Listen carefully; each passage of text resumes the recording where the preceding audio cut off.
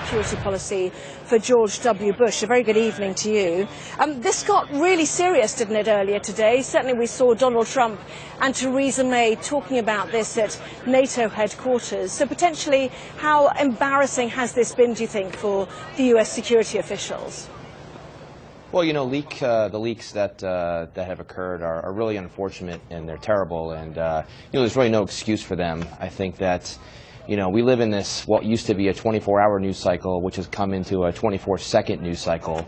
And I think because of that, there's a constituency now that's built in for information, and I think that, folks that work in the government now have this information that they're able to supply through a number of different mediums to, potentially the media or other sources. And so I think that's why you're seeing some of these things breaking on the news. As soon as, an event happens, you're almost quickly seeing intelligence. And so, this is an unfortunate incident. Hopefully the U.S. and the U.K., it seems like they're getting past it. Obviously, Donald Trump addressed it publicly and called for an investigation, working with Theresa May and pledging the U.S.'s full support, which is what the U.S.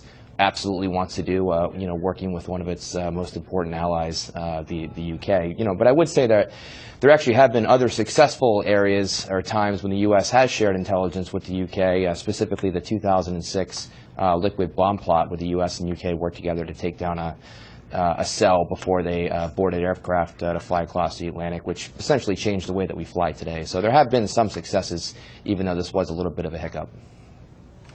Yes, we remember that case well, certainly.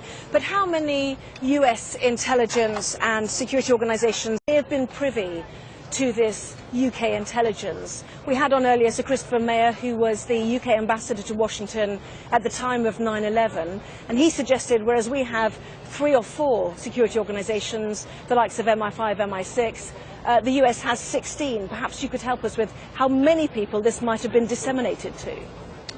Yeah, absolutely. There are 16 intelligence agencies that are managed by the Director of National Intelligence and DNI, and that was really come out of legislation out of 2005, the Intelligence Reform Act, which was driven by 9/11. So there are many people in the loop, and that was by design. Obviously 9/11, there were a lot of stovepipes and reasons that information wasn't being shared, which was one of the reasons that 9/11 was able to be successful. So, I think that while there are some challenges in terms of information being shared, I think we want to still keep information being shared, but we obviously want to have the appropriate safeguards in place so information isn't able to get out.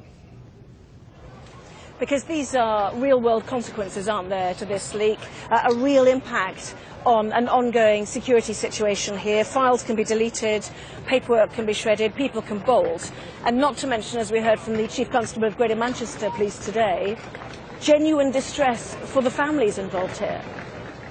Absolutely. I mean, this is a real-time operation that's happening. Obviously there were arrests, just made, I think moments ago over in the UK, and there's families that are still grieving, still, grappling with, what happened just a few days ago. And so, this is something that's going to run the course, not just today, tomorrow, but over the next several days, weeks, and months, as we learn more and they take down other terror cells and they still, work to prevent another incident like this happening. I mean, this isn't unlike the incidents we saw in Belgium last year and in France, obviously at the airports and other locations. And so, this is unfortunately a day-to-day reality that we have to deal with these type of soft target terror attacks that are occurring at stadiums and airports and other places of gathering. And so this is a new medium that we all have to be vigilant about and figure out in real time. James Norton, former senior official at the Department of Homeland Security. Thank you very much indeed. Thank you. Thank you for having me.